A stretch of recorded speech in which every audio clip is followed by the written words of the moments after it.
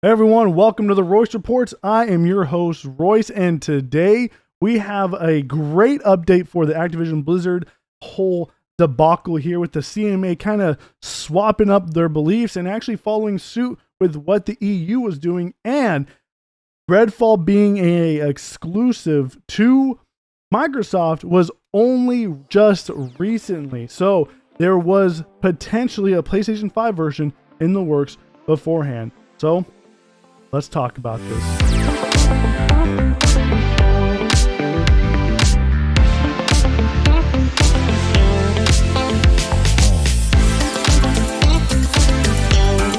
All right, so this is actually a big thing. This is a huge thing, right? The biggest hurdle that Microsoft had to cross was the UK. The UK seemed hell-bent on protecting Sony in this whole Activision Blizzard acquisition, and it kept saying that, hey, whatever you guys are going to do, this is going to harm PlayStation and yada, yada, yada. Despite the fact that Sony is the dominant market lead here, and despite the fact that Microsoft has even stated that they are not removing any of Call of Duty from Sony, that they're going to continue to support that platform for at least the next 10 years. Despite all that, the CMA was still like, no, this is no dice here. But recently, what happened was Microsoft actually went and saw what the CMA was saying, that if they go and they take Call of Duty and they make it exclusive, everyone's going to be moving to Xbox and have a year-over-year increase in demand and an increase in sales for Xbox, then pushing PlayStation out of the market. But Microsoft actually went and corrected them and pretty much told them that that information that they got was false and inaccurate, and that they provided them with the accurate information, pretty much swaying them to what they have stated now. The most significant new evidence provided to the CMA relates to Microsoft's financial incentives to make Activision's games, including Call of Duty, exclusive to its own consoles. While the CMA's original analysis indicated this strategy would be profitable under most scenarios, new data, which provides better insight into the actual purchasing behavior of COD gamers, indicates that this strategy would be significantly loss-making under any plausible scenario. On this basis, the updated analysis now shows that it would not be commercially beneficial to Microsoft to make Call of Duty exclusive to Xbox following the deal, but that Microsoft will instead have the incentive to continue to make the game available on PlayStation. Odd. It's kind of weird because they've already had that 10-year deal in place that they've already submitted to Sony and that they have refused to sign. But now it looks like the biggest hurdle to cross, which was the UK, is now kind of shifting gears and focusing more on the cloud infrastructure of things, which again, Microsoft has already stated that they were making 10-year deals with multiple different cloud services. And I think that next week, we're probably going to see some more deals go through, because we've already seen them do GeForce Now, we've already seen them do Boosteroid, and we've already seen them do the other one that I'm just can't remember off the top of my head because it was very small. It's a very small studio. Tiny. Paquito. So this is great. This is really a great thing. I'm glad that the CMA is kind of making sense of all this, and it took them a year, but they finally got there, and this is great for everyone. And I know that PlayStation fans like to think that this is a negative thing because Microsoft could take this and then they could just remove all their games from the platform, which is not going to happen. There's already deals in place to prevent this from happening. And if anything, they're bringing more games to more players. They are going to be bringing Call of Duty to Steam players, and bringing Call of Duty to Switch players, and then be bringing Call of Duty to GeForce Now and other sort of cloud streaming services. So this is never a bad thing. This could only be a good thing. But for some reason, some people want to kind of change that narrative around a little bit and make it seem as if Microsoft is a bad guy here, when in fact, Sony, who has been campaigning so hard to try to stop this deal, has now set themselves on an island, and pretty much no one is going to be looking at them anymore. No one's going to be looking at them as the lost little lamb. Instead, they're looking at them to make sure that they're actually not participating in monopoly-esque type moves, anti-competitive moves, which they have been, and now they're being scrutinized. And this is all because they failed to just accept the deal and move on. Instead, they went out of their ways to stick their nose out where it wasn't supposed to be, and now they're going to be investigated even further. So it's going to be very interesting to see what kind of information we got out of this FTC deal, because they have been subpoenaed for a lot of stuff. Now, if the FTC decides to just throw out the case and just let Microsoft kind of continue with this, then we don't really need anything. And if this deal does end by April with all of the provisional findings from the CMA and from the EU, then this pretty much is a locked deal, and we can start getting Game Pass support from Activision to include things like Call of Duty and even Diablo 4, which I heard had a great weekend this past week, which I can't wait to experience this coming up weekend. But this is awesome. This is good news for Game Pass guys. This is good news for Xbox guys. This is good news for Nintendo. And the only people that think this is actually bad news is one sort of group of people, which is the Sony guys. And I'm sorry, but it looks like they're going to be bringing Call of Duty to more platforms other than your own. And that means that no more exclusive deals going to Sony, no more modes being locked off, no more double XP weekends only exclusive to you guys. That, in my eyes, is a win for everybody.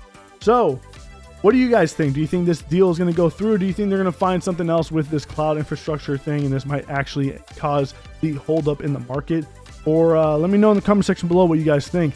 So moving on, we're going to be talking about Redfall. So rumor has it that Redfall actually was supposed to be coming to the PlayStation 5 before Xbox bought Bethesda. But once Xbox bought the bank and they went in and looked at what they were doing, they said, get that PS5 the hell out of this building. And they probably chucked it out the nearest window because they were no longer going to be building on the PlayStation 5 anymore. And Deathloop, well, not Deathloop, but Redfall and potentially Starfield are going to be exclusive to Xbox and Xbox only.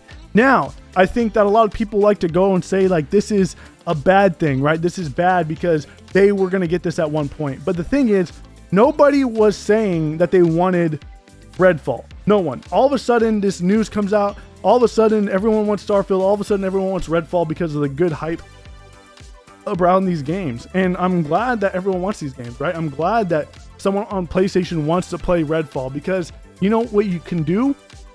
You can get an Xbox. Whoa! I know it's a crazy concept to think, right? Because, you know, people haven't had to say that for the past 10 years because of how bad the Xbox One generation was. That's a very foreign thing to say. It says like tingles on my tongue a little bit. It says, I have to say, get an Xbox to somebody. And that really, really feels weird saying. I don't like saying it.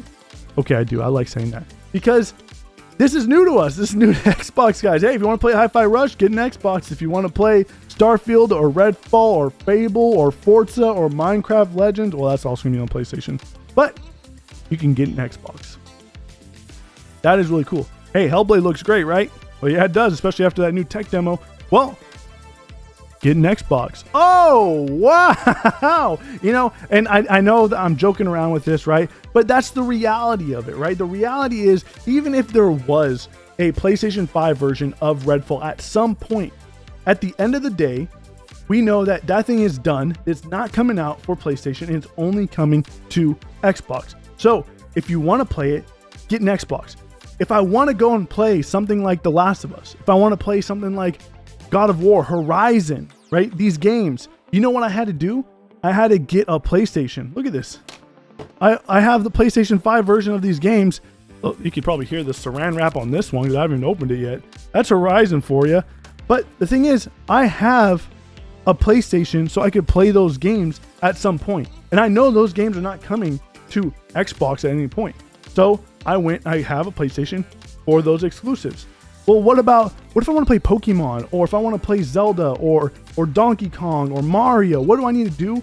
Well, I need to get a Switch. That's why I have this. So I have these games to play on my Switch. I don't buy these things and just let them sit there. No, these things that I buy are for specific reasons to play them on the consoles they're available on. So if you want to play Redfall, if you want to play Starfield, if you want to play Hellblade, if you want to play Fable and Fallout and Elder Scrolls and all of those Activision games that may potentially not show up on your console, then you get an Xbox. And the great thing about Xbox is that it's not tied to just the ecosystem of Xbox. It's tied to the whole thing. So Xbox, PC, xCloud. There you go. You have a phone, you can play Xbox games. If you have a browser in the laptop, you play like Xbox games. It doesn't matter It doesn't matter where you're playing them as long as it's not your PlayStation. Is pretty much how it is. So the barrier to entry for Xbox is definitely a lot more achievable than it is for other platforms. So that's the sad truth of it, and I don't like saying that because obviously, you know, everyone has different reasons, right, of why they have one console over the other. And now this is a real competition where if you're only able to afford one of these things, you have to make the conscious decision to weigh the options here. You have to say, do I want third-person narrative-driven stories that are very, very good, but I could only play once and I'm done? Or do I want action RPGs? Do I want world-building RPGs? Do I want to have first-person shooters and multiplayer? And do I want to have racing games? And do I want to have these action-adventure and all these other types of games over here, right? It's the decision that you have to make on your own, and that is where competition lies. That is the whole point of all this. This is about, like they said, bringing great exclusives where anywhere where you can play Xbox Game Pass. And that is really what this is all about. Regardless, it doesn't matter if they're removing them from the platform at some point. It doesn't matter if they had a version of a PlayStation version of that game on that at some point. They're no longer doing that. The end of the day, when you wake up and you see everyone playing Starfield, then you know, well, I'm gonna have to get an Xbox. And that's pretty much it. So if you want to get those games, sadly, you just have to do one simple thing, which I've stated multiple times in this video: get an Xbox. It's that simple, right? So what do you guys think? Do you think that everyone is upset about all this stuff because Xbox is finally having exclusives, whether or not they are, you know, barging in and buying the bank and making sure that all those games are now exclusive and taking them away from gamers? Let me know in the comment section below. Are you excited to see the future of Xbox? Because I am now even more hyped to see what's going on, because at first I used to think that Activision wasn't really going to happen, and if it did, then oh well. If it didn't, oh well. But now that it's like right there, it's right there. You could still lose it at some point, but from what I'm seeing here, it looks like it's going to be happening, and it's going to be fantastic. Hopefully we get some great revivals of some awesome IP like Spyro, Crash Bandicoot, and whatever else they're working on behind the scenes over there. Maybe they could take some people that are on the COD machine and let them explore their own avenue. Maybe they could build a brand new IP and being able to have that chance because they're not stuck in that whole COD rotation. I would love to see that. Hopefully that's what happens. You know, money talks, so they might not even do that. We'll see. But this is not just beneficial to gamers. This is beneficial to the developers. This gives them a chance to get into a better work environment, and it gives them the chance to actually go and truly be something that they want to be a part of something that they want to be a part of, instead of having to just go in and do your job and then go home, but to be able to explore another avenue. So this is awesome news. Awesome. Let me know what you guys think in the comment section below. And hey, there's a subscribe button down there too. So while you're writing that comment, think about maybe tapping that subscribe button, and I'll be seeing you guys on the next one. Remember, take it easy.